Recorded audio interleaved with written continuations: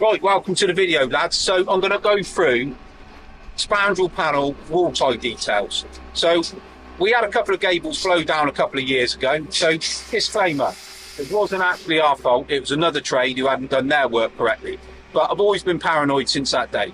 So spandrel panel gables are slightly different to traditional build. But if you followed these rules, you'd be certainly safe on a traditional build as well.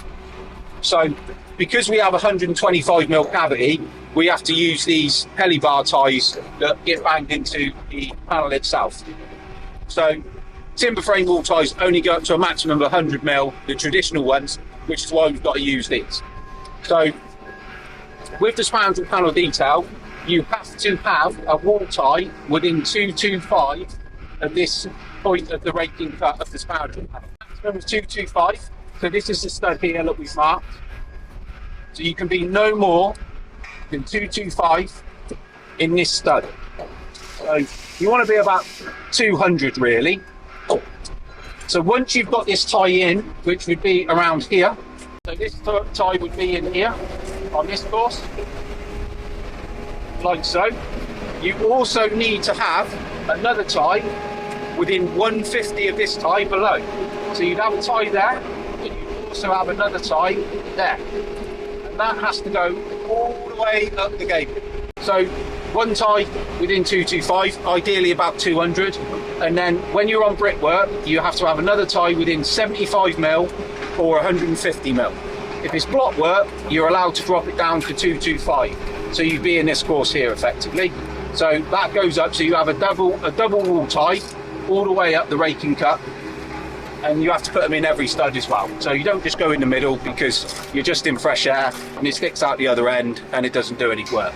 So there's also another detail which I'll show you on the other end when you start the spandrel panel itself. And there's also some work you have to do when you finish the traditional block work below, and I'll show you that as well.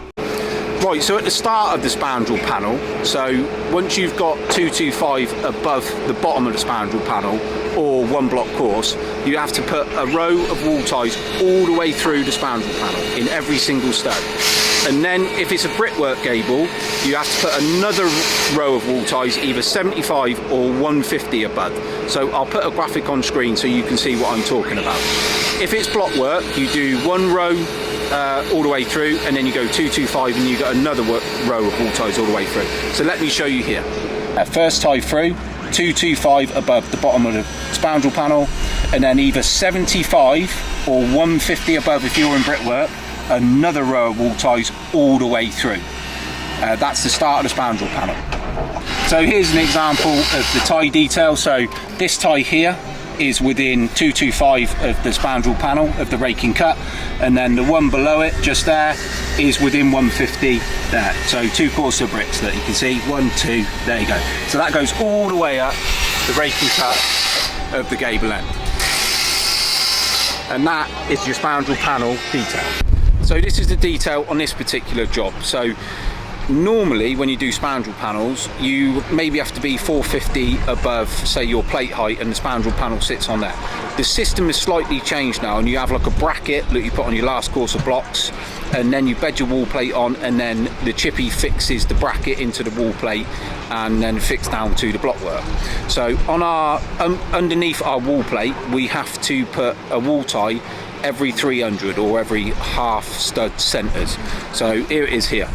As you can see, there's 300 spacings between each wall tie underneath the plate, and then these brackets are put on by us, and then the plate's bedded on, and then the chippy can fix through here to secure this plate down. Our wall tie set at 300 centers, so in between every stud effectively. So this would be a stud, this would be a stud, and then one in the middle, half studding, and then you put your spandrel panel on top of here, 225 above here, you put your double row of wall ties through, and then as your raking cut goes up your gable, you put one within 225 of the top of the spandrel panel and one within 150 of that. And that, ladies and gentlemen, is how you do wall ties in a spandrel panel gable. So make sure they're in. You need good embedment in both skins. Make sure they're in the studs, because otherwise you will end up with a gable on the deck. And like I said, it's happened to us on 2 developments. That it wasn't to do with wall ties, it wasn't to do with damp on the gable, it was to do with lateral restraint straps or lack of them, and a certain situation that the houses were in.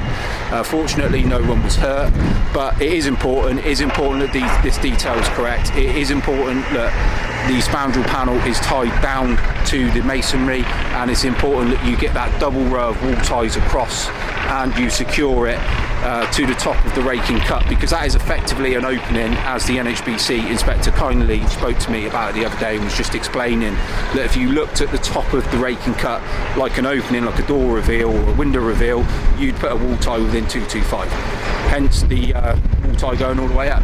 So that's it for this week. Hopefully you found that useful. Please like, comment and subscribe, and I'll see you next time round.